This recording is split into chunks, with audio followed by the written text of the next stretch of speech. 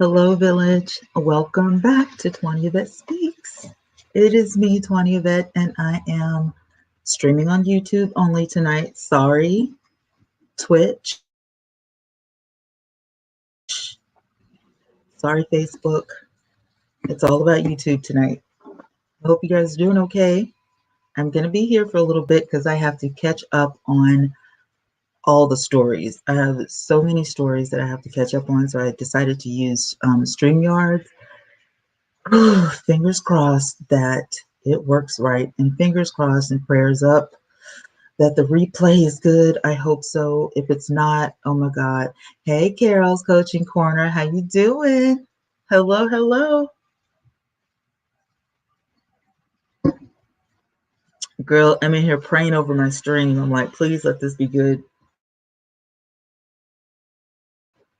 Okay. It is not my friend. StreamYards does not like me, but I'm working with it tonight because I have so much to catch up on.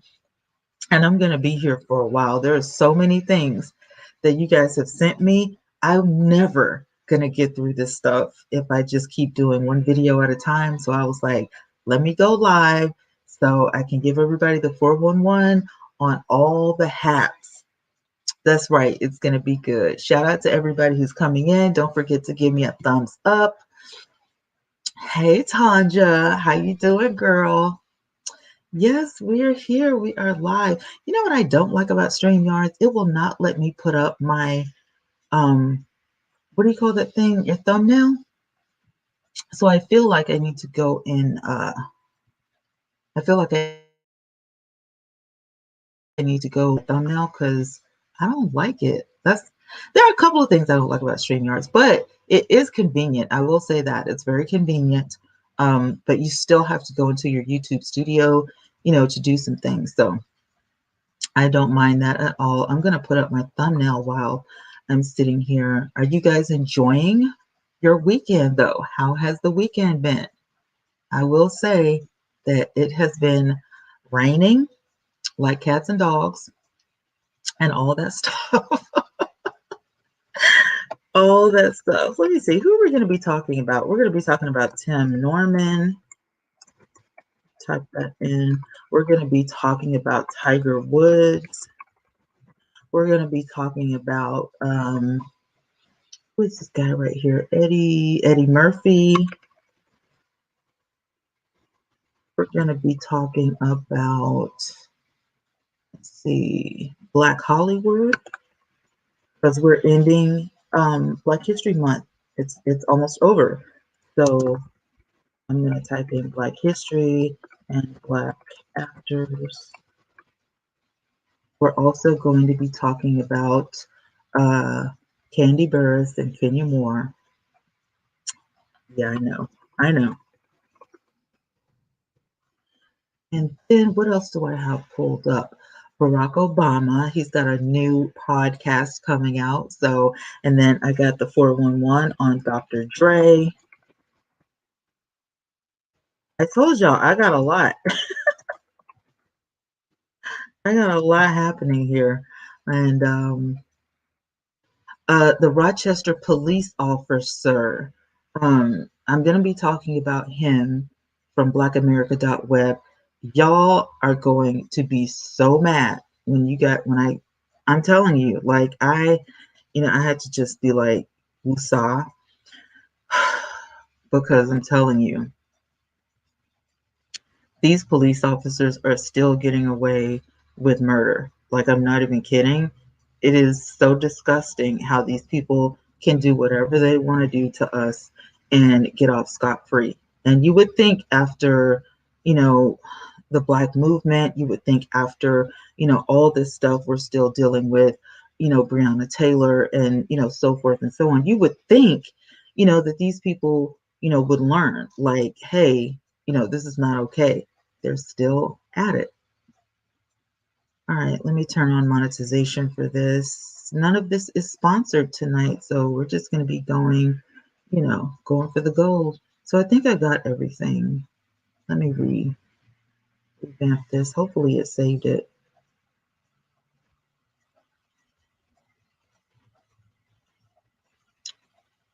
Yep, it did. All right. Yay. Go, girl. You know, I'm learning. I'm learning. I have a tendency to get a little excited. I'm going to go ahead and open this up in YouTube and mute it so that I can some people and also open up membership. So if anybody wants to join, it's only $2.99. Hi, just Teresa. Who else have I got in here? Hi, Vanessa. Hi, Philistine Tinker. Hello, hello. How are y'all doing? Who has been doing some great stuff this weekend? I want to know the 411. What y'all been doing? Oh, today, listen, my daughter had her pregnancy photo shoot. When I get the pictures, I'm going to show y'all. I had to do her makeup at like 8 o'clock this morning. So I took a nap when I got home from the photo shoot. But my granddaughter, Honesty, she's 5 years old, for those of you who don't know. And my daughter, she just turned 29 in January. And so she's the baby, the second baby. It's a girl as well. She's due next month, which is just a couple of weeks. She's like, now when she goes to the doctor on Tuesday, they may talk about inducing because she's huge. Like my daughter is just, her stomach is outrageously huge. And so, you know, it's affecting her. So she's on bed rest or whatever, but she had this photo shoot done. And I mean, the dresses, the outfits, everything was like, it was so beautiful. Thank you, Teresa. It was so beautiful. I got them two crowns because I got my granddaughter Honesty and I got my daughter a set of crowns for the gender reveal. I threw her a gender reveal party a few weeks back. And I think I went live on Facebook. I wasn't really doing much on YouTube then. But if I find the footage, I'll upload it on this channel for you guys so you can see. Oh my God. So Honesty had on her little crown, and then she had a tiny baby crown for the baby, the unborn baby, and she sits it on my daughter's tummy. And I'm like, everybody in there was like, this is so cute. I'm like, oh my God. Teresa says, I got 3 granddaughters who are my world. So I get it. I can't even shut up. Like I'm so, thank you guys so much. Thank you, Philistine. I can't wait. Like I'm sitting on pins and needles. My daughter calls me and says, Mom, it's time. I'm sprinting. We're going to the hospital immediately. Nobody can go except for me and her. They've already, you know, given us the ground rules because of C-19 and everything. They're like, well, the whole family can't be there. Because for Honesty, the entire family got to, you know, be there, you know. So we were in there while she was, you know, giving birth or whatever. And it was so nice. I know, Teresa, don't you hate it when you don't get to see your grandbabies, you know? Thank you. Thank you, Carol. Yes, grandbabies are blessings. So I'm like super excited. Let me put my lip gloss on because I'm looking ashy and it's so humid. Can y'all believe I had curled one of my wigs and every curl fell out? So I was like, forget it. It's because of the humidity. Thank you. I know, I know. I talk about my baby. She's my only daughter, and you know, she swears up and down she's not gonna have any more kids. So for me, I have to make this count. They're back in Massachusetts and I'm here in Arizona. It's all about the FaceTime for us. I know that's right. Girl, my child lives 5 minutes away from me, and my granddaughter will FaceTime me. She'll just get the tablet or get the phone. Grandma, what are you doing? You couldn't just call me or you couldn't just drive. It's like less than 5 miles to my house. Like, Mom, I want to know what you were doing. Are you cooking today? Like, seriously? So yeah, the photo shoot went good. They got some really cute pictures. I can't wait to show y'all. But listen, okay, I don't even know which story to start with. There is so much stuff going on. And I think I told you guys the other day, but if you did not catch that video, I'm going to go ahead and tell you again that Tim Norman, remember last month I told you guys that he requested to get the names and the addresses of all the witnesses. The judge denied him access. So now it's up to his attorney.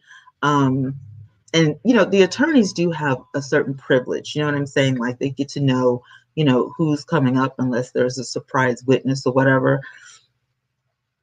Teresa says, yeah, that how it used to be. Moved 2 years ago and then get out in the cold. Now, my thing used to be, and I'm going to get back to the story, but my thing used to be, I lived in Texas for years and never had a winter. I come here, and then in Texas, it's an ice storm. I was like, oh my God. And I understand why they weren't prepared. We never had, I wore shorts in December when I was in Texas. It's crazy. It is literally crazy. But let me tell you guys, I'm not surprised. I am not surprised that they denied Tim Norman access. And I don't understand why he wanted the names and the addresses of the witnesses anyway. I mean, what are you going to do with them? You're behind bars. You're in a jail cell. Right. Philistine. You're a prisoner. You are lucky that they took the death sentence off the table for your dusty butt. And now you're asking for things that you don't even need. And his boy, let me see if I can find his name. Okay, it's Tim Norman, it's Terica Ellis, it's Travell Hill. They did take the death penalty off the table for Travell Hill as well. YL was never in danger of the death penalty. So Tim Norman did have a miniature trial. It wasn't anything important. It was just to say, hey, you're not getting access to the witnesses. He wants to know how many witnesses they are, what their names are, and their addresses or contact information. And of course, he would be denied. I don't know. I don't know if he was trying to, allegedly hurt somebody else or not. Like, I don't know. Maybe he was planning on writing them a threatening letter or something. I have no idea. But he's not getting any of this information. So now if his attorney gets that information, his attorney is not going to be allowed to present him with this information either. That's unethical. So it's really just for the hearing to know who's going to be on the stand and what they might say so that his attorney can counteract with this and say, try to break their, stuff down, try to break their testimony down, which I completely understand that. But, has there ever been a time when a judge says, oh, sure, you can contact the witness? Has there ever been a trial that a judge would say, oh, sure, yeah, you can, go right ahead, do what you want? No. So I don't understand that at all, but he's not getting access. They're trying to wrap this up this year, but the FBI will not give a definite date. So, as soon as they do, we'll keep you guys informed. But the big thing was Tim was denied and that Travell is not going to face the death penalty. But they do plan to, go to the fullest extent of the law, on this, in hopes that Andre Montgomery's family, will be vindicated. I don't know if they're waiting on somebody else to come forward, or if they have somebody else in mind.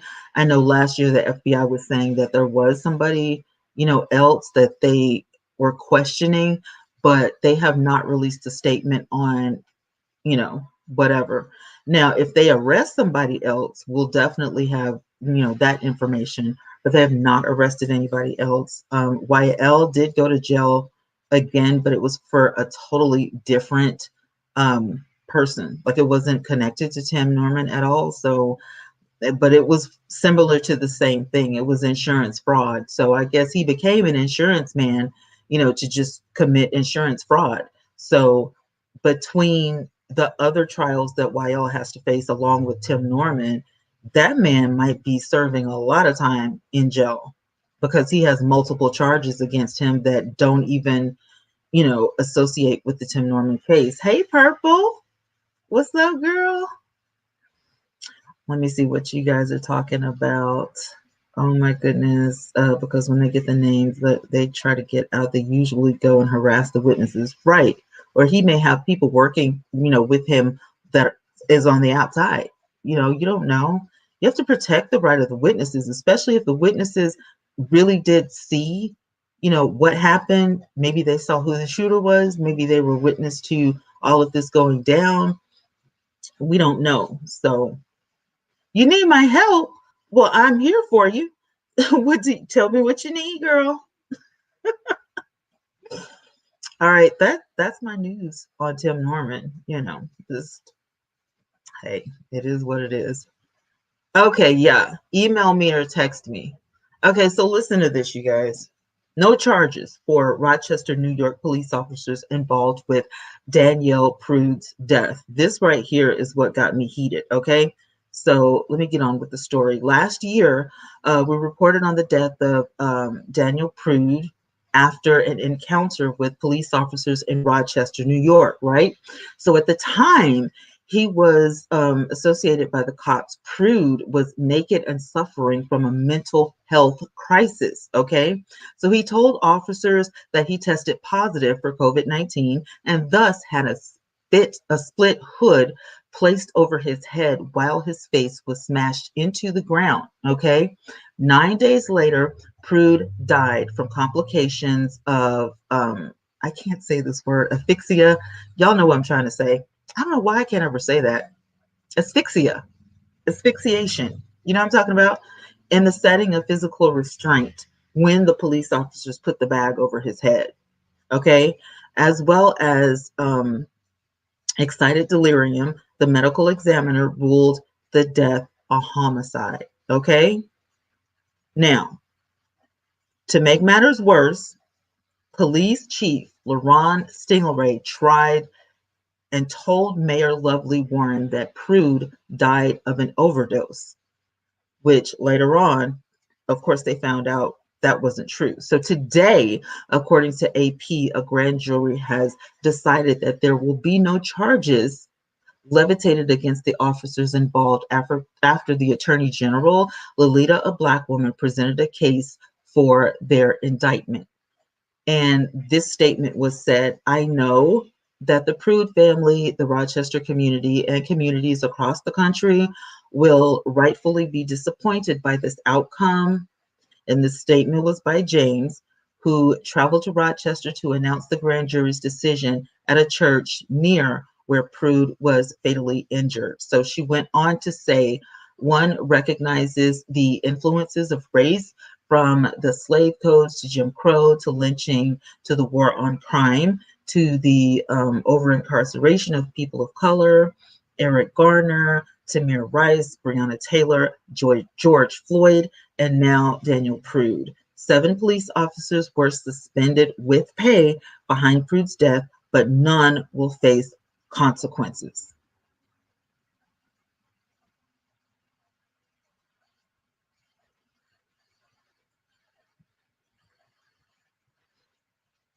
I can't. It's so sad that the cops that continue to get off when they continue to kill our people. Like no consequences at all. No, it's like you got away with murder. Hey, sugar. Hey, girl. Hey, girl. Hey, how you doing? No consequences at all. I don't know. Notifications. You know what? I should have emailed. Um, I should have emailed my people. As a matter of fact, thanks for saying that because I'm going to take this link and I'm going to email the Victory Village. So if you guys have not gotten on my email list, you need to go to my website because I will send out notifications when I'm about to do an event like this. So I'm going to email the Victory Village. Thank you for reminding me because I don't know what's up with YouTube notifications. Like you can ring the bell, and all this kind of stuff. And nothing happens. Let me see. I'm going to compose and I'm going to put in. Oh my God, Gmail. You're supposed to be faster than this. Hello. Okay. Victory Village. All right. We are live on YouTube. Let me drop the link in here. All right. And send. All right, there we go. Oh, I got an email.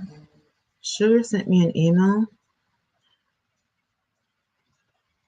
Rick Reed is a member of the beef sector. In this video, he's addressing some YouTube beef history and a little bit of everyone and everything else. I usually red ball through, but the way he fast talks and says MF as every other word has me in tears laughing. I will definitely check that out. I'm not going to play it, but I'm going to check that out. I am going to check. Yes, don't forget to thumbs up the live stream, y'all, as you come in. And I do appreciate all of y'all being here. Thank you so much. Oh, look, I got that same thumbs down, y'all. It never fails, does it? Every single time. Thank you. I appreciate it, Sugar. Y'all, listen, all of the news stories I have tonight are from you guys. You guys rock. Y'all send me stuff. I appreciate it. You know, y'all got it going on. I hate about this Daniel Prude. I don't know. They were suspended, but, you know, nothing else is going to come of this. They were suspended with pay. And, I mean, it was like, you know, police officers nowadays are well within their rights to commit murder, which is stupid. So anyway, moving right along. The judge rules Dr. Dre's alleged mistress won't testify in the bitter divorce case. Now, you guys remember Dr. Dre, you know, a few weeks ago, he suffered, you know, some health issues. You know, it was pretty bad. Didn't know if he was going to pull through. You know, he had the nation praying for him. But now his estranged wife claims, okay, that there are 3 women that can corroborate accusations of his extramarital affairs. So, sugar daddy lifestyle. But the judge doesn't want to hear any of that. It's like, you know, take that up with somebody else. We're not doing this today. I don't know if the judge, you know, just doesn't want to hear it, or if the judge is like, you know, Dr. Dre's my boy. I don't know. But yeah, let me let y'all.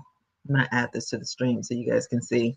All right, check this out. Dr. Dre must have an angel watching over his $1 billion divorce proceedings because the music mogul just dodged 3 messy curveballs thrown by his estranged wife to challenge their prenup. Okay, a Los Angeles County Superior Court ruled on Friday that his alleged mistress can't testify about their relationship in the couple's divorce case, as originally reported by Daily Mail. Well, the wife, Nicole Young, issued a subpoena to Crystal Rogers, also known as Crystal Sierra, the queen of Latin hip hop, skincare entrepreneur Keely Anderson, and singer Jillian Spear to corroborate claims that they were entangled in extravagant sugar daddy relationships with her husband during their marriage. Well, for instance, one of the women purchased a $2.15 million house in 2019, which she suspects was paid for by the one and only Dr. Dre. Through their testimony, she hoped to prove that he had a history of supporting other women's lifestyles outside of their marriage. Well, the alleged homie, lover, friends hired lawyer Chris LaFawn to fight the subpoena, claiming the motion was nothing more than a continuation of Nicole's desperate efforts to annoy and harass Dre into disregarding the parties' prenuptial agreement and harass their clients. This is messy. This is getting messier and messier. Judge Powell refused to consider the woman's, counteraction or whatever, and opted to punt the legal matter to a discovery referee. a private judge appointed to examine all evidence, okay, presented in the case, okay? So additionally, Dr. Dre's attorney asked the judge to throw out a separate civil case where Young claims she owed half of his billion-dollar business empire. So she's saying that she owned half of his empire, like the whole half, like 50%. But the strategy is to fight the financial issues from the civil suit in a divorce court instead of civil court. So the judge's motion is currently pending on that matter. But as far as all of these other little women over, Instagram and all that, no, they're not going to testify. They don't have to stand trial. They don't have to do anything. And if they ever got a gift from Dr. Dre, it just is that, a gift. So the legendary producer has been taking it easy since his health scare last month. The 55-year-old was rushed to the hospital for a brain aneurysm, where he spent days recovering in ICU at Los Angeles Cedars-Sinai Hospital.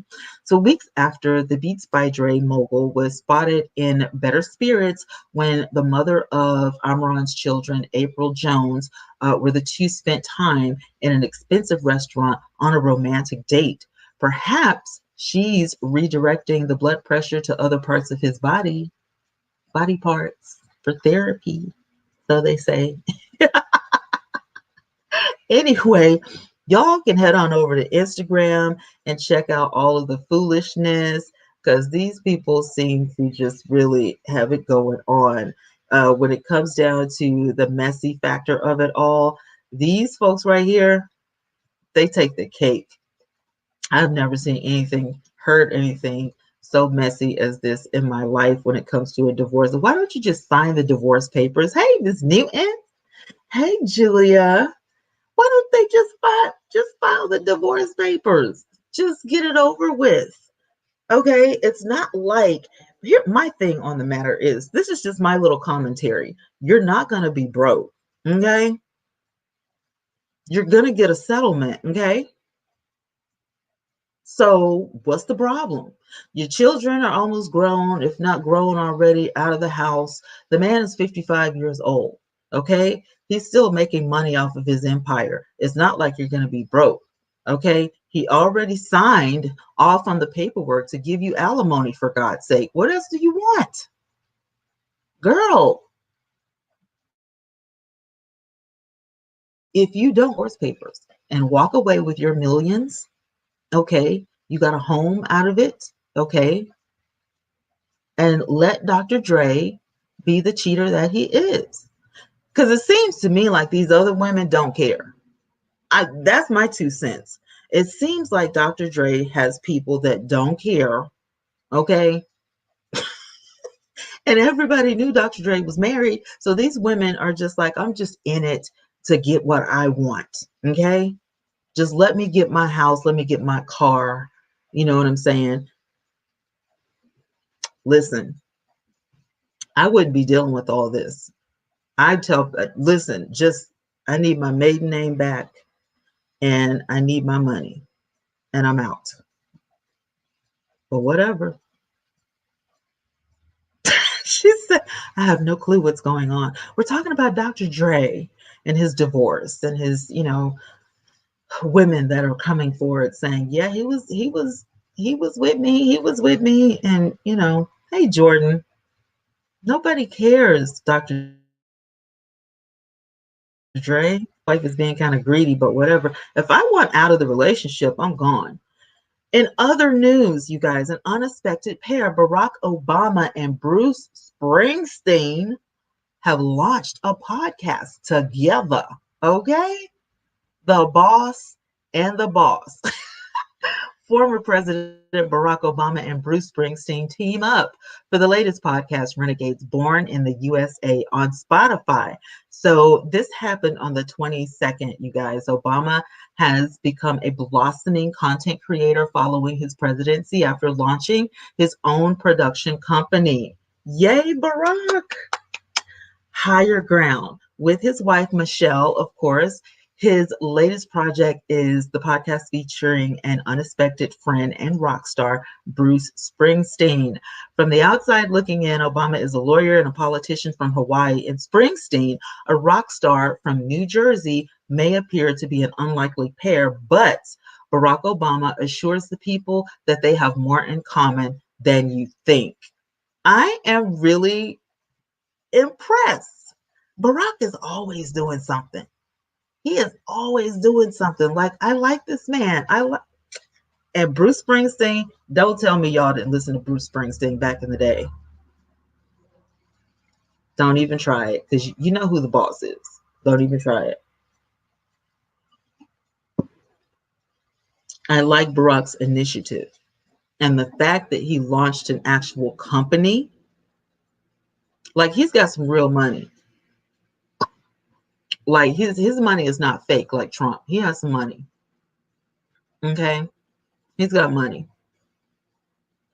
This man makes money in his sleep. You have a production company, okay?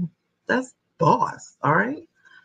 Listen, for those of you who like reality TV, this one is for you, okay? Kandi Burruss speaks on Kenya Moore's behavior after Strippergate. Did you guys see? I just want to ask if you guys saw it. If you guys saw the last episode, Sunday night, The Real Housewives of Atlanta. Listen, in the aftermath of last Sunday's episode, Kandi Burruss recently sat down with her longtime friend and assistant, Don Juan, to address all the chaos viewers saw before, during, and after what they call hashtag Strippergate. According to Kandi, even though many presume she wouldn't speak on what happened, she thinks at this point we should all know her a little bit better than that, and we do. We knew she was going to speak on it. First of all, Kandi began the video. If y'all ain't learned nothing about me in this decade, okay, it's been a decade on the show, okay, that I've been on the Real Housewives of Atlanta, then you should know that I say how I feel. With that being said, she started before beginning interrupting by Don Juan. He stopped her to highlight the tricky dynamic Kandi faces while being close with one other cast member, and they are friends, but also needs to keep it real and hold her co-stars accountable. Now, I'm going to paraphrase this right here. I'm going to let y'all know right now. If you know these women, you've been keeping up with the story. It was said that the stripper that was at the party got busy with Portia and Tanya. For the rest of the season, you will not see any clips of Tanya, however she wants to say it. The reason is she is completely disassociating herself. So she says, because she is highly upset about this whole thing. She says that she has a fiance and she would never. But per the footage we saw Sunday night, there were two women with that man, and everybody is denying. But the sun was coming up when the cameras caught him leaving the house. So somebody was in the room with somebody doing something. And we know one somebody was the stripper. Now, what I do know is that Portia Williams will not confirm nor deny, and Tanya has disappeared into thin air. I think it's true. I think they did it. I do. I'm sorry, but I think they did it.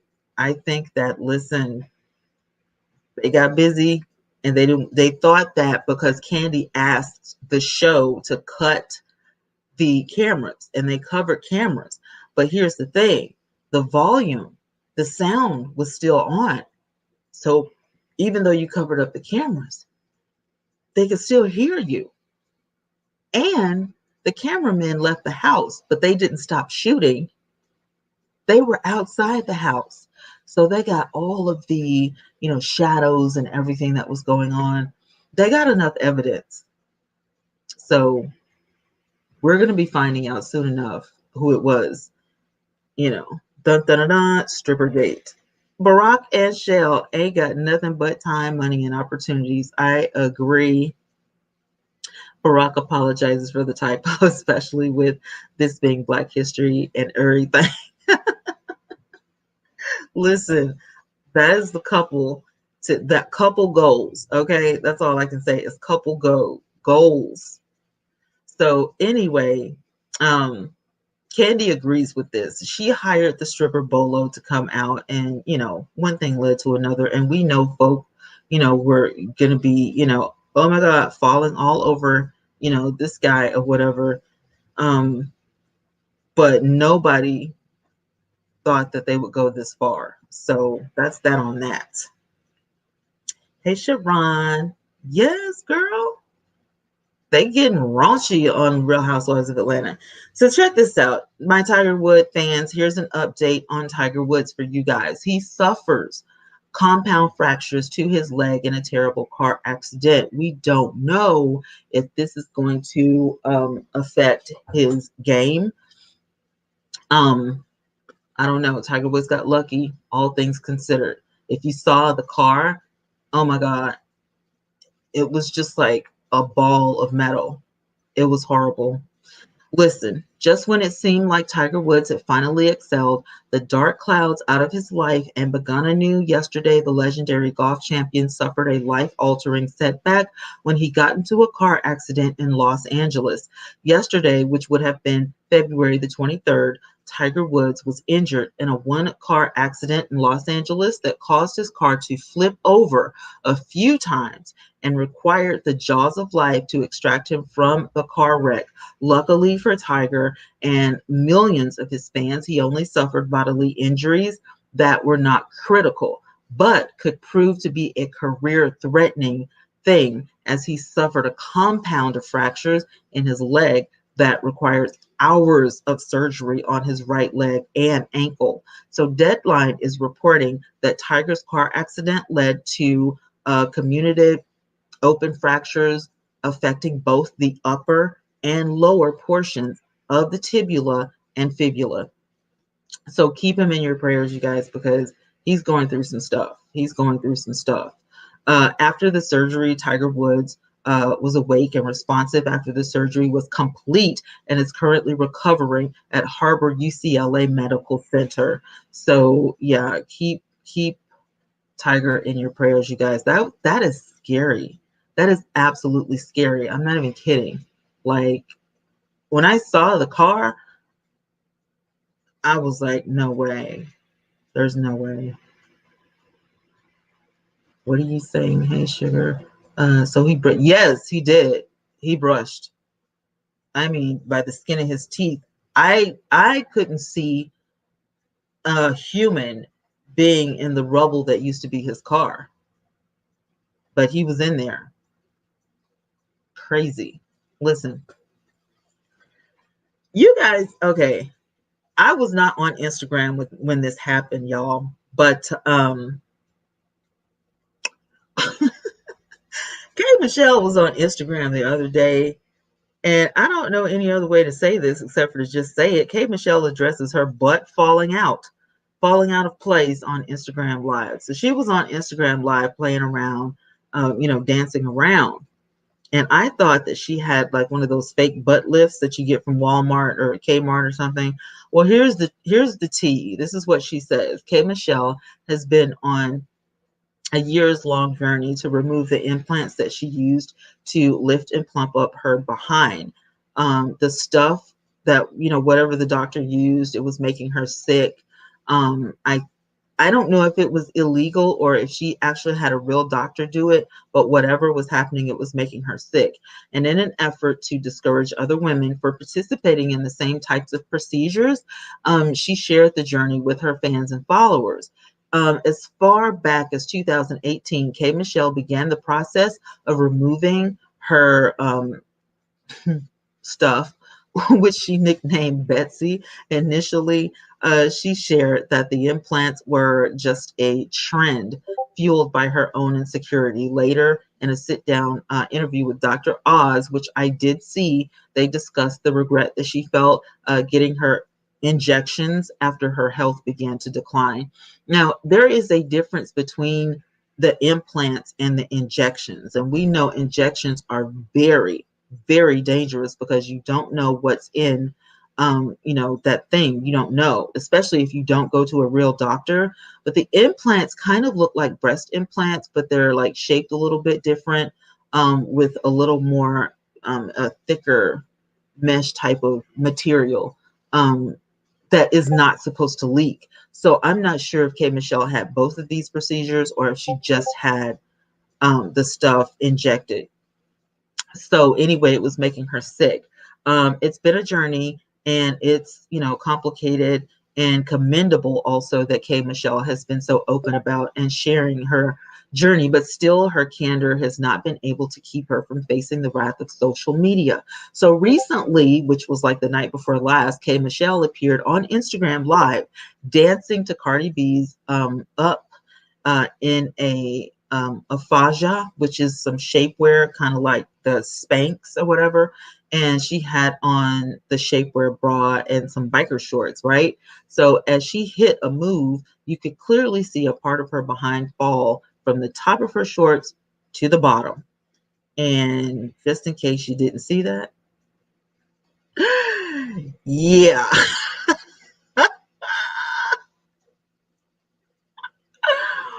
Or somebody said maybe it's a butt pad. That's what I thought. Maybe her butt shots were off, or maybe it's just, I can't believe it's not butter. It's none of that. It's none of that, you crazy people. The singer tried to adjust herself and fix it before shifting her body so that her behind could no longer be seen. But the way the internet is set up, hello, with screen recording and nastiness, and all of that, you know how they gossip. It wasn't long before the movement, which lasted only 2 seconds, was all over the internet. And um, K. Michelle took to Twitter to explain what happened. So she says, so the video of me dancing is sad that I even have to explain, but I walked y'all through the difficulties in the process of removing the silicone from my body for 3 years, 16 surgeries. Did we not forget I almost died twice, doing this. Now I'm in the process of 3 reconstructive steps. So she's having reconstructive surgery to fix all of this stuff. What you saw in the video was a happy woman with a faja and my extra fat. I've been very open so I can heal ladies. I didn't have to tell anybody, and I could have covered it up until the process was done, but no, ladies need to see and hear the truth. I decided to use my platform to help. I haven't bothered anyone, and I've been out of the way. So what I don't understand is what the purpose was, entertaining about a woman finally being able to walk again with extra fat from that removal. I saw the comments, and of course it was, filled with Black women with so much hate. And she goes on to say, I got on live yesterday and didn't care that I wasn't perfect. I knew that I had excessive fat left over, but I said, blanket, I'm not going to hide. I'm in my house and I can do what I want to do. I don't think that people truly understand. I'm just happy to be alive, and I've come so far with this, and I'm proud of myself. As far as my surgeries, I have one left, I hope. But this skin removal, it's next week. So I'm focused on that. The surgeries drain me. I'm gearing up to be in the right headspace. So if you saw where I was and where I am now, you wouldn't hate so hard. I commend Kay Michelle, for doing what she needs to do. And of course, you can go to Kay Michelle on Twitter to, find the whole thing. Her tweets are still up. And, she tweeted and tweeted and tweeted. But I totally understand where she was coming from. I get it. Because some of these people, they do stuff to their bodies and they don't have any idea, even if you are a candidate for stuff like that. You know what I'm saying? I don't guess there's a way for you to test the silicone to see if your body is going to accept it or reject it. But with, the possibility of leaking, and all of that kind of stuff, that's crazy. Hey, Angie, that is crazy. This is why you need to be happy with what God gave you. Well, the thing is, not even that, but just to treasure what you've become. You know what I'm saying? There are a lot of things that go through, and if you're a mom, if you've ever had a child, then you know what I'm talking about. Or if you ever watched a child grow up, and some things that you can shape and mend and mold, because that's the way our bodies are made. And y'all know I'm obsessed with Nollywood, and I watch these women, how they shape their they use what do you call those things, body beads, and they shape their bodies as they're growing or whatever. So if you want a flat stomach or whatever, there are things that and then there, so it's non-harmful. But here in America, you're not going to go through all of that. You know what I'm saying? You're going to go get some surgery, and then this is what happens. And it doesn't happen to everybody, thank God, but I'm glad that there are people like K. Michelle that don't mind showing this, because I just thought a whole bunch of crap. I was like, y'all are shooting cement in your butt. You got a caulking gun. Like, what are you doing? what what is in the needle? And why do you look like you're on the south side of Siberia? And you see these horror stories, and it's really scary. Some of these people, I mean, they're just so desperate, and they may not have $5, 10, $15,000 to, but look at the damage that it could possibly do. And so again, I commend K. Michelle for, talking about that and saying, hey, I did it and I wish I hadn't done it. And, so bravo, K. Michelle. I appreciate you. Baton Rouge police under investigation after videos show officer choking a 13-year-old Black boy. This right here, it may be a trigger, so watch yourself. Watch out. Listen, video has emerged online, okay, that shows a Baton Rouge police officer choking a 13-year-old Black boy with an arm wrapped around his throat. According to NBC News, both Mayor President Sharon Weston Broome and Police Chief Murphy Paul, two first names, can't trust him. I did not say that. That's in the news article, okay? They say that the Department of Investigation is now viral. Broome describes the footage as concerning. A concerning encounter is what he calls a police officer choking a 13-year-old boy. A concerning encounter. Listen, neither Broome nor Paul have agreed upon disciplinary action for the unidentified officer. This is the footage.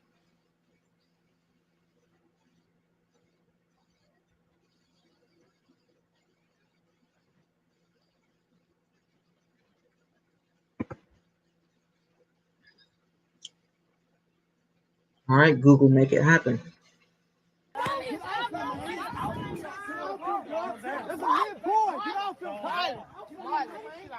All right, you guys can see the police officer is literally on top of his child.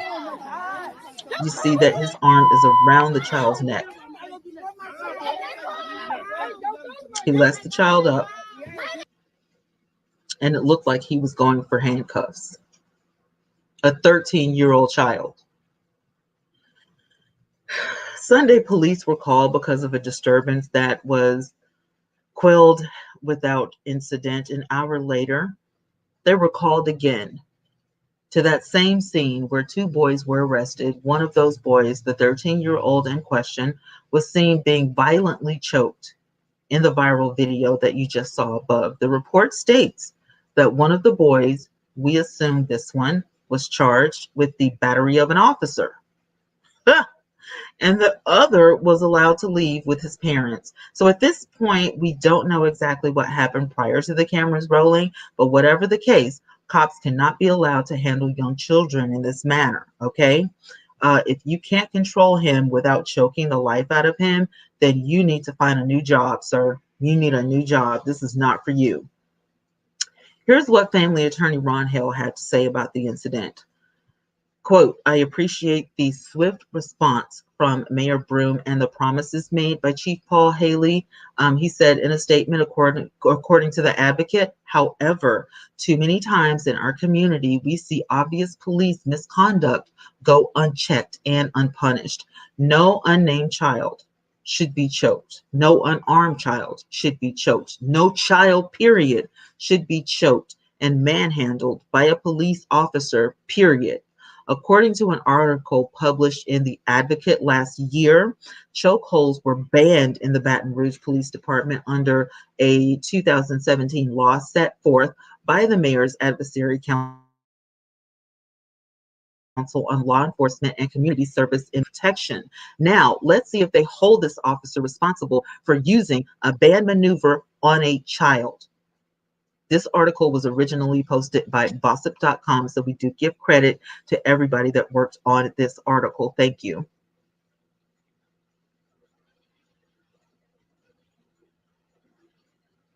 Here we go again. Here we go again. If you're Black living in the United States, if it ain't one thing, it's another. I mean, that's just stuff that you can't ignore, you know? Some of the crap they put in the news, I could care less because I don't even watch it. But when I run across something like this is a current event that needs to stop. And everybody, if you have a platform, if you have a voice, you need to bring stuff like this to the attention. You need to help these people out because our children clearly don't have a voice. Our children clearly cannot speak for themselves because they're being choked to death. So now, we have to wait and see if this officer is going to pay for the crime he committed. This was not an adult. This was a 13. He's nowhere near an adult, you guys. He's nowhere near being grown. He's 13. He's a tween. 11, 12, 13, 14. You're nowhere near being grown. The boy is just getting his bearings in life. Girlfriend yet. Still playing with his friends, trying to shoot basketball and play on the monkey bars, going for ice cream with mom and dad, playing with his siblings, taking care, of brother and sister duty, probably, still asking mom and dad, can I please get a cell phone? All my friends have a cell phone. I want a cell phone too. Stuff like that. Exactly, Sharon. She's got an 11-year-old. I can't even. I cannot even. Let me tell y'all something. My daughter, and she was grown.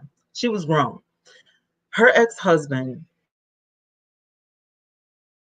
broke her, and she called me. She said, hey, Dr. Fish, called me, over to the house. So I come over there to make sure she's all right. The rudest police officer comes over. He's a white guy, but there's a Black police officer behind him.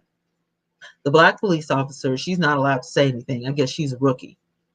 The white police officer, right there he doesn't know who I am, just cursing up and down. And I was like, do you not see me and my husband standing right here? This is our child. You don't curse at my daughter. Ma'am, I'm just doing my job. Well, you need to have respect for the people you're supposed to serve and protect, not curse at people. Get your ish together. I said one more time, and I'll be going to your superior because I know the chief of police personally. Do it again. So he's like, have a nice day, and walks out. I don't play that. I do not play that. And where I live is a small town, right? So me, being who I am, I make sure that I get to know who people are. I have interviewed police officers before on my podcast. I make sure I keep really good company because if anything happens, I'm gonna know somebody at the front office. I'm gonna know somebody who's in there. When my uncle was alive, my stepfather's brother, Uncle Maxwell, he was a minister too, and he knew, he was real good friends with all of the judges at the courthouse. Because there's a lot of boys in the Johnson family, and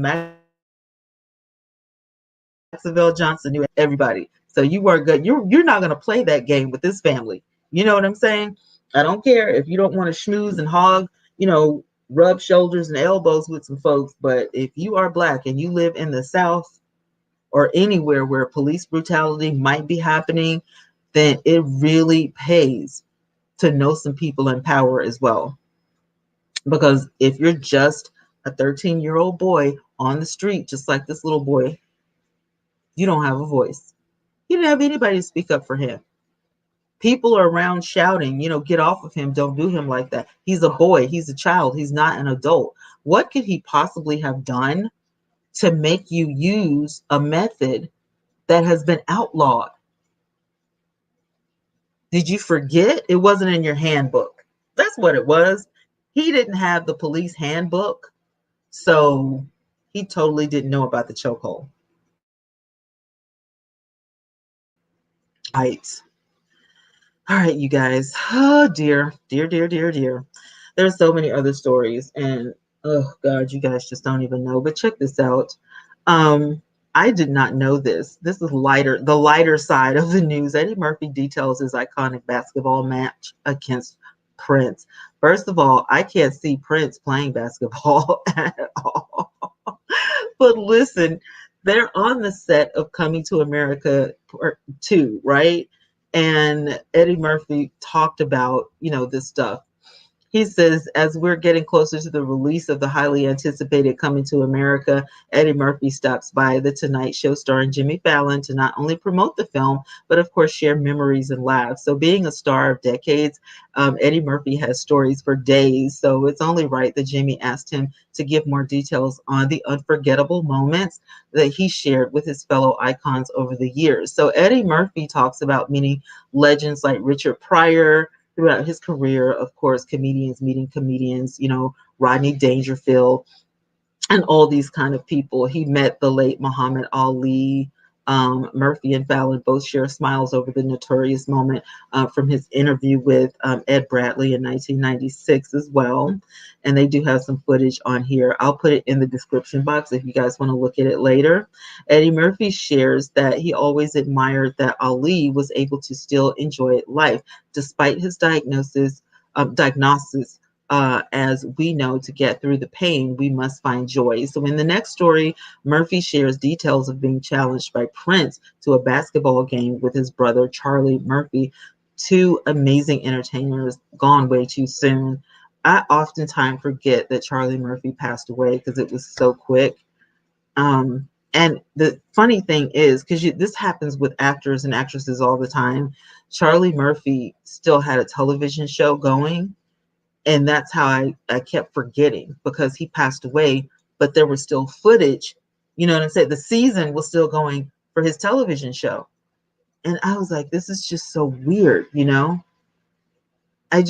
was like overnight. It was just like he went to sleep and he didn't wake up, like just like that. But anyway, the two amazing entertainers gone way too soon. Watch this full story and more. So there's a video, and I'll put it in the description box so you guys can see it, because I didn't even know. I'm like, Prince playing basketball? But listen, Eddie Murphy has met everybody. There's so many stories on this page. I know there's a story about him and Bernie Mac, which is hilarious. And I cannot wait to see the new Coming to America. Now, they're older. Arsenio Hall is going to be in this. Of course, Eddie Murphy, which is the Prince, now the King. The real wife is going to be there. There's going to be a lot going on. So we cannot wait to see this. And I am a huge Eddie Murphy fan. So I'm going to leave this tab up and I'm going to put this in the description box. So later on, you guys can get the full story. So it's still Black History Month, you guys. 8 legendary Black Hollywood beauties who broke the mold. So we've got to do some Black history stuff, because y'all know they gave us the shortest. They gave us the shortest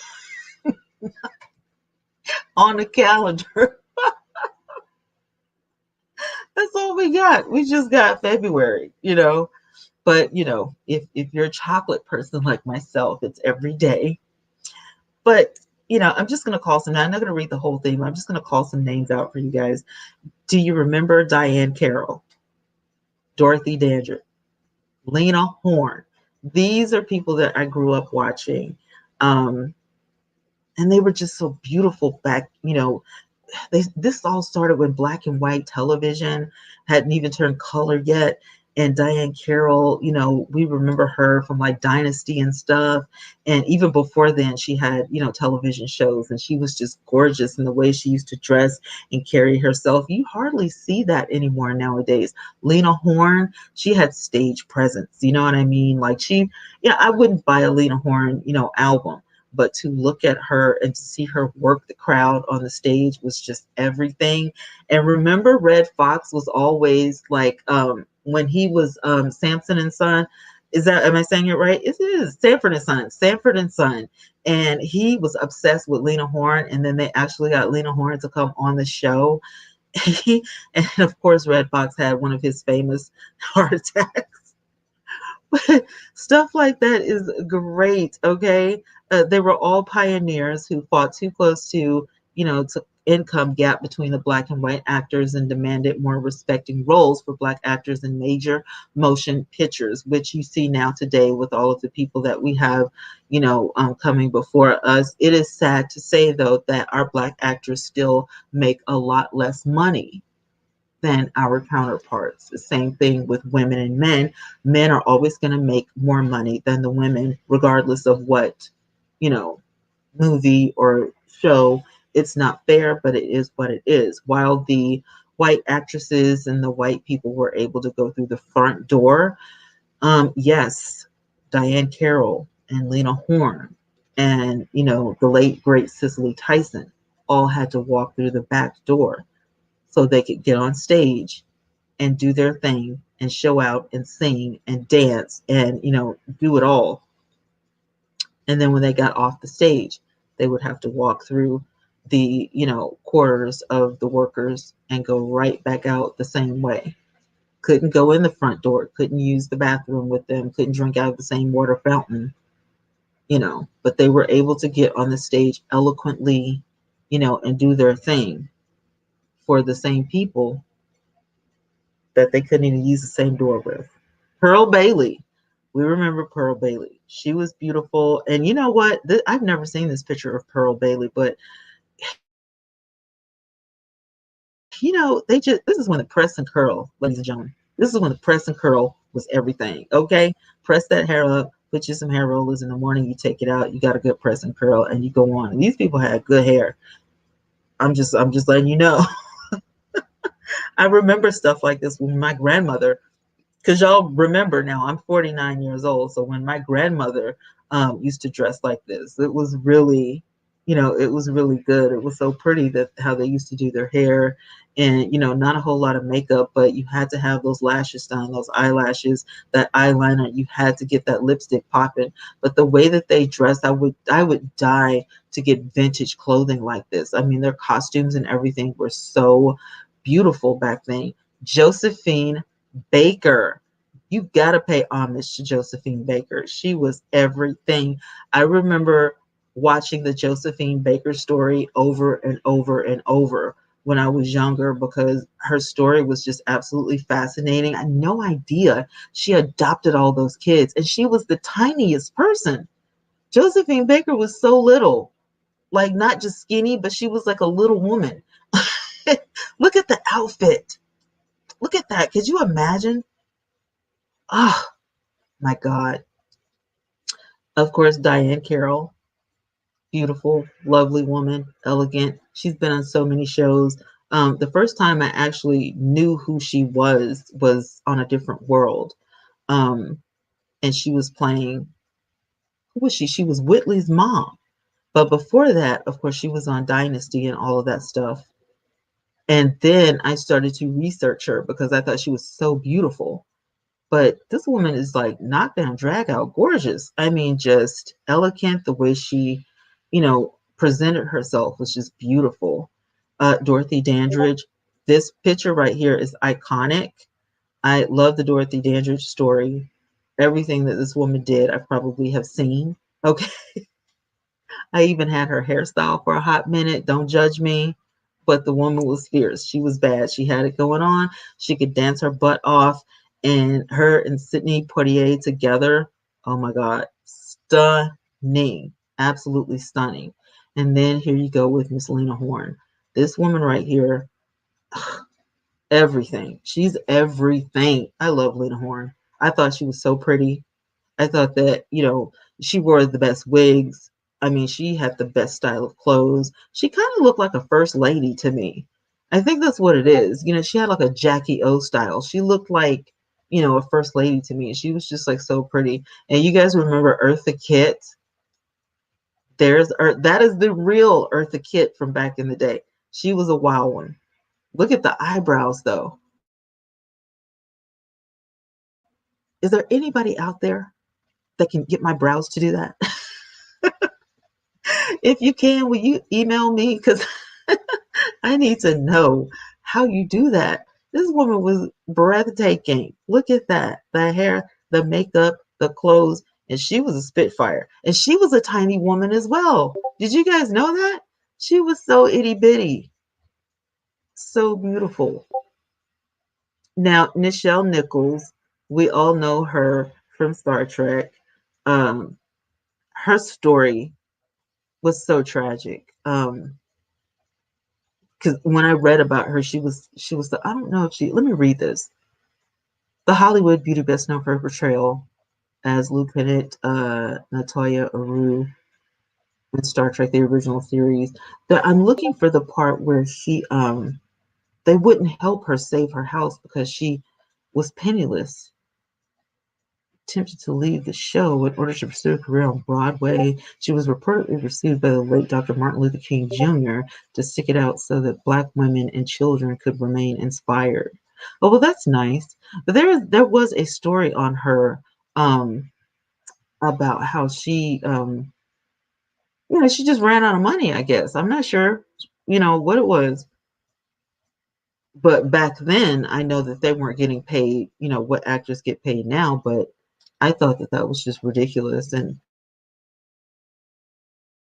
don't know where her family was or anything to help or if they were still living. It was just really sad. It was a sad story. So here is Hazel Scott, really, really beautiful, playing the piano, singing. Here we go with those brows again. Hazel Scott, if you don't know who she is, she was nicknamed Darling of Cafe Society. Scott became the first Black American woman to host her own TV show when the Hazel Scott Show debuted in 1950. So that's who she is. That's who she is. And then they started paying homage to, some of the people who did hair in different ways. And we remember Brandy. Y'all remember Brandy? Moesha? Moesha, go ahead, girl. Moesha had it going on. She brought the braids. Everybody wanted braids after seeing Brandy, and I thought she was just so cute. She had so many different styles and so many different textures.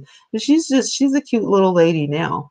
But those braids used to be everything. Moesha had it going on. And this is a more recent picture of her still rocking braids, still having it going on. And I think Brandy is just beautiful and she's so talented. But I love the way they put this story together with paying homage to, the older and the new. And I'll leave that in the description box below. Hey, sis. So you guys can check all that out. Is this not fascinating? Yes, the banana skirt. That y'all remember that stuff. Oh my God. I love going back, through history. Tomorrow, I'm going to be talking about some of the inventors because we had a lot of inventors that invented a whole bunch of stuff for us. And they're going to give us credit. We're getting credit for what we invented. Okay. If it wasn't for some of us, we wouldn't have a way to curl our hair. We wouldn't have street lights. We wouldn't have none of the stuff.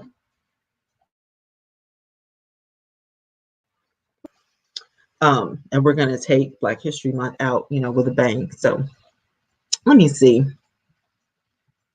Yes, girl, the list goes on and on and on. Okay, we already talked about Mr. Norman. Oh my God. What is that? I don't know if do I want to tackle that? Let me see what this is. I have to look at this article first. These are some things that I got in my inbox. I have to look at them first because I need to know what it is. Oh my God. Okay, this is funny. So I can definitely share this with you guys. This is a funny story. She said, I know my folks. This is funny, y'all. I got to share this with y'all. A woman pays a friend to make birthday cake, but it looks nothing like what she ordered. So I asked my friend to bake a cake for my sister's birthday. I can't believe I paid for this. It's always nice to support small businesses and help local shops. But one woman who recently tried to do that was left a little disappointed by what she got. So a TikTok user named Lily Davis claims to have asked her friend who runs a baking business to make a birthday cake for her sister, right? She says that she paid at 15 to make the cake and was hoping to get a pastel pink cake shaped to look like a cute little pig with a curly tail and everything, which probably would have been maybe around $25-$30 in American money. So however, the birthday cake that arrived on the day looked nothing like she hoped it would. So this is the cake that she ordered, you guys. It is cute. It's a little piggy and it's pink. And anybody, I would think an adult would be happy to get this cake, let alone a kid. I mean, it's super cute, right? Well, what she got?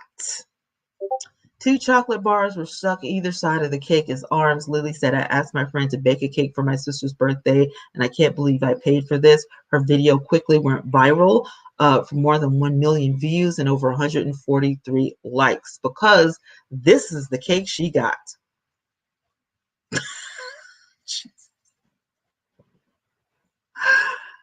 Oh my God. Victory Village VIP members, thank you so much for sending this to me. This is definitely, I would die. I hope she didn't prepay.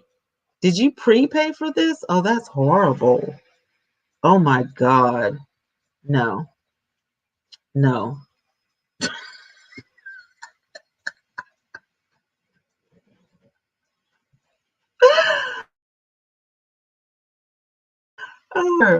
Oh my Lord. I'm sorry. Oh my God. I would never. Oh, oh, okay. I remember this story right here. Um, I'm gonna do this story. And thank you, Denise, from our VIP Victory Village watchers. Um, this story, if you have kids, it was a hot mess. If you have kids that take gymnastics, there have been so many stories like this coming to the forefront, coming to the surface. And I don't know how long this has been going on. It never crossed my mind. I can definitely tell you that some stuff like this doesn't cross my mind. And then when one person comes forward to tell their story, people start flying, stories just start flying off the channels, with these stories. Oh, sorry.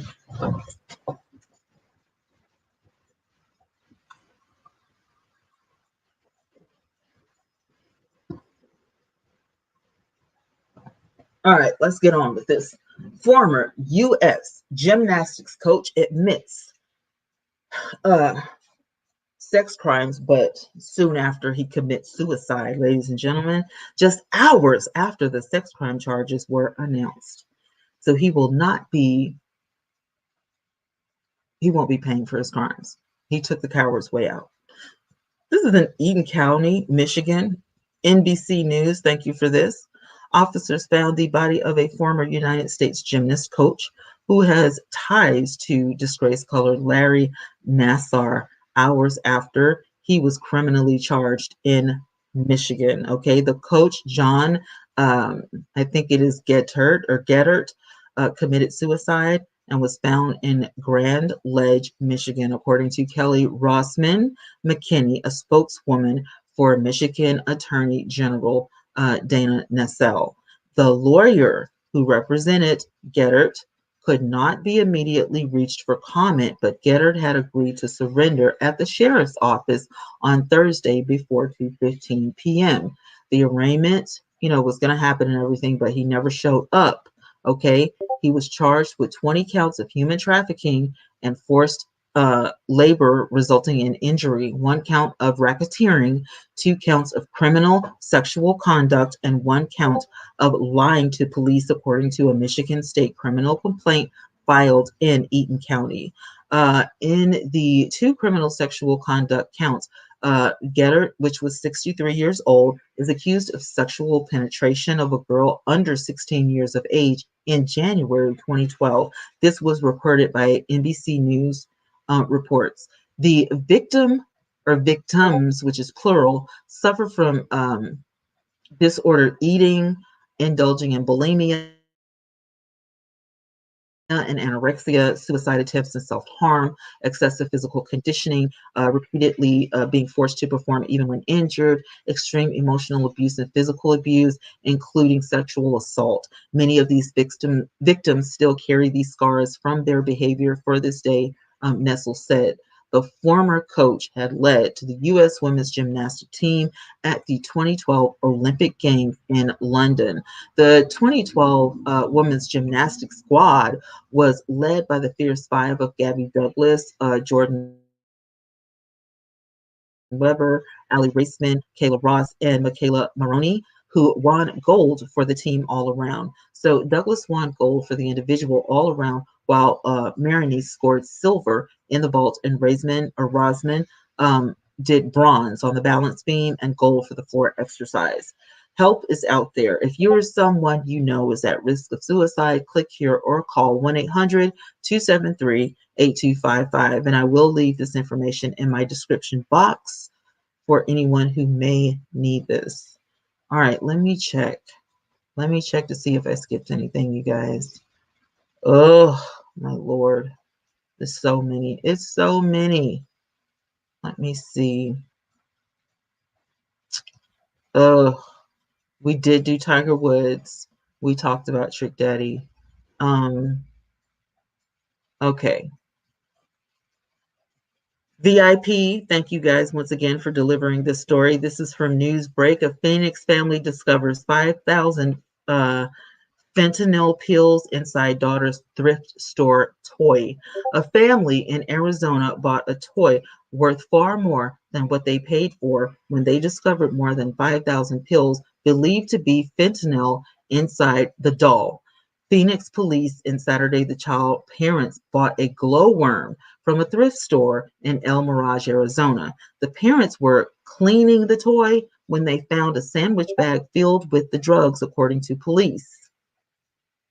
Wow.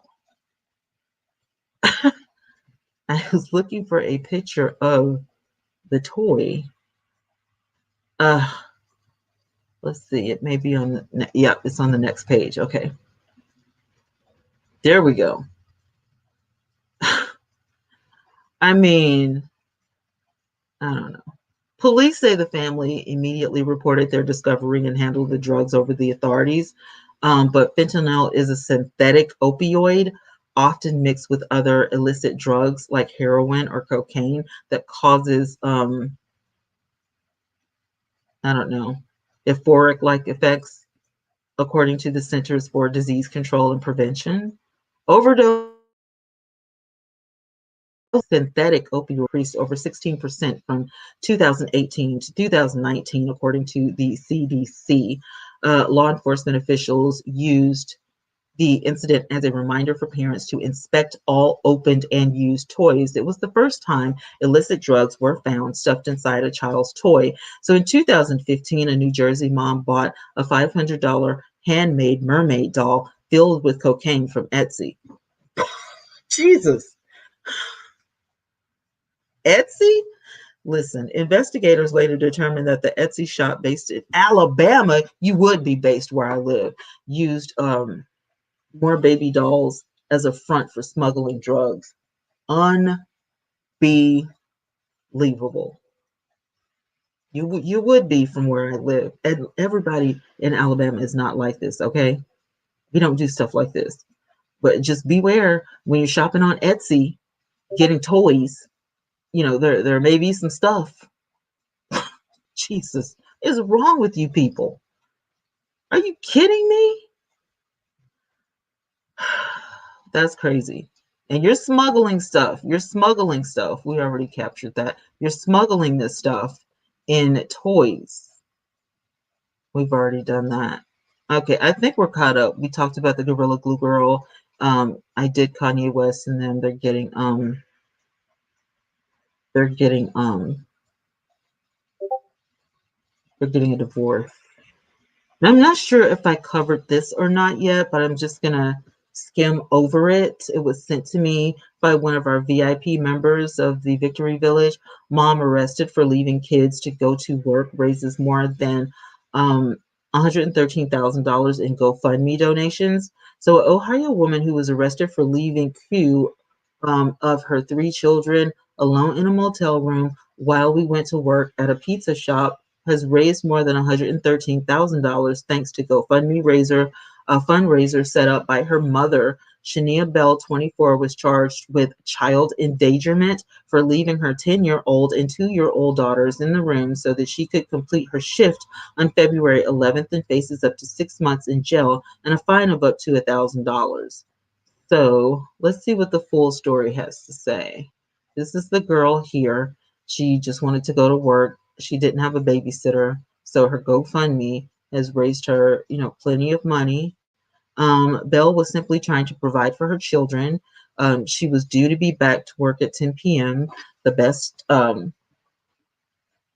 don't know nothing about what that is. I don't even know why. I don't even think that should be in there about, oh, okay, that's sponsored. Belle's mother created a GoFundMe page, and then after raising more than $113,000 and counting, Housery is overwhelmed by the support for her daughter. I don't know. What do you guys think about this story? I mean, it's pretty short and simple. It's cut by. This girl is now 24 years old. She was working at a pizza shop. She is being charged with child endangerment, and her mother probably is going to have to end up keeping her children until she gets out um, if they, lock her up. 6 months in jail and a fine of $1,000. I don't know. What do you guys think? I don't know. I hate it. See what I'm saying? There's so much stuff going on. We don't know, from day to day what's going to happen, what's going to be in the news. It's always something, I swear. You guys, how long have we? Oh my God, we're almost there.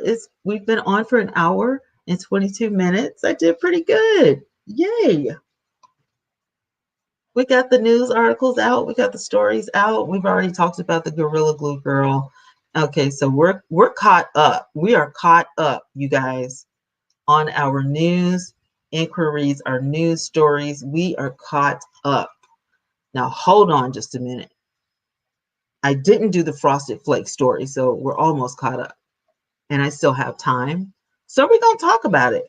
We're going to talk about the cereal, okay?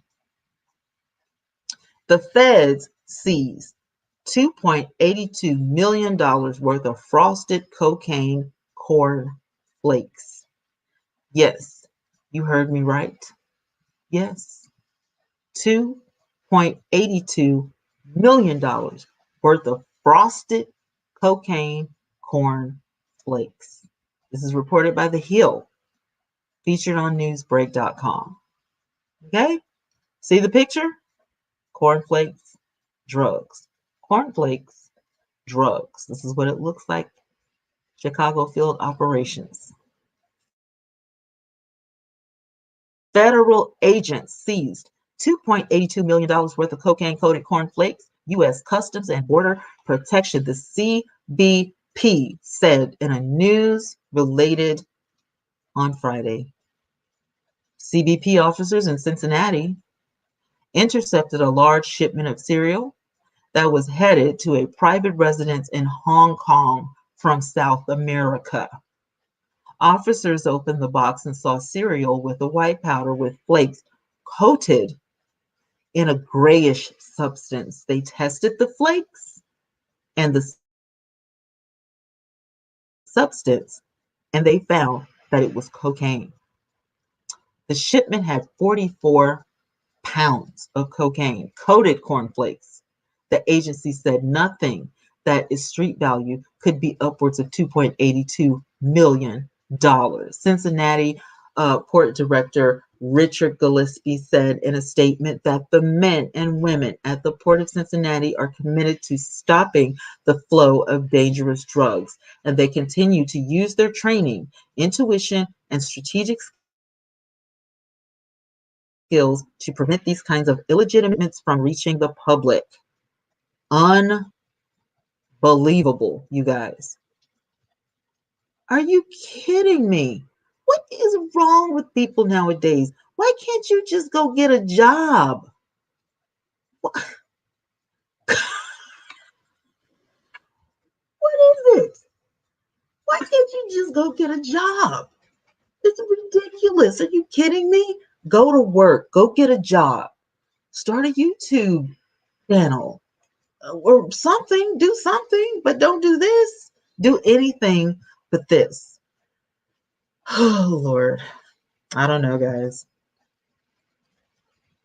It seems like people are getting worse and worse, stranger and stranger as the day goes on. Oh, I love it. Look at they're putting commercials. Thank you for my thumbs up, you guys. I appreciate it. Yay. I think we did pretty good on YouTube. I did not simulcast or multicast anywhere else. It's just here on YouTube. But I appreciate YouTube for, hooking a sister up with the promos and the ads. I appreciate it. Thank you, YouTube. Okay, looking out for a sister. That's what's up. Look, guys, if you guys have not hit that join button, go ahead and join. It's only $2.99 a month, and you get that exclusive content made only for you guys. Yep, that's right. That's right. Exclusive content, exclusive pictures, exclusive everything just for my members. There are different membership levels. So if you feel like that you want a little bit more or something a little bit different, then hey, feel free. Support your girl. Get your membership on. Get that exclusive content. Get you some news stories up first. You get to report things. If you guys have your own stuff that you want to sell, some ads that you want me to do, it would definitely benefit you to hit that join button. I have 6 notifications up here. What is going on? And it is 8:26. Oh, I got all kinds of stuff going on right now. Lord have mercy. And I'm glad. I see something told me to get on early because I knew this is Saturday night and I knew folk were going to be on live streaming. So we have met our quota. Okay. It's almost been an hour. It's been an hour and 27, an hour and 28 minutes. So we did it. Yay. Now let us pray that I don't get too far behind this upcoming week on my news stories. I will be, doing this every day so that I don't get behind again. I will be uploading, and then on the weekends you'll probably see me and we can gab about American Idol or something or do something fun or whatever. I may actually come on tomorrow night. I'm not sure, but if I do, it'll definitely be after the Real Housewives of Atlanta. My time, they come on at 7 o'clock, so it'll be around the same, my regular time. Okay. Listen, I love you guys so much. Thank you for your support. We are almost at 10,000 subscribers, ladies and gentlemen. Can you believe it? We are almost at 10,000. I am at 9.84 thousand subscribers. We're almost at 10,000. I'm excited. I can't wait. We are going to party like it's 1999. Per Prince, okay? We're going to party as soon as I see that 10,000 mark and I've made it to 10,000 subscribers. It's on and popping. I love you guys so much. Have a great weekend. If you're going out, make sure to put your mask on, take your hand sanitizer with you. And as always, live on purpose. Thank you, boo. And by the way, the website Live on Purpose is popping. Let me give y'all that URL so y'all can, hook yourself up with a little, inspiration a little power here and there. When you need to pick me up, just go on over to the website. It is living-on-purpose.com. And I'll drop that in the description box as well as the chat. There you go. Just click that. Click on it on your way out. Website registration is free. Got a lot of stuff, pertinent content, coming up for that. So listen, guys, thank you once again. I love y'all. And until next time, mwah, I love you. Bye, y'all.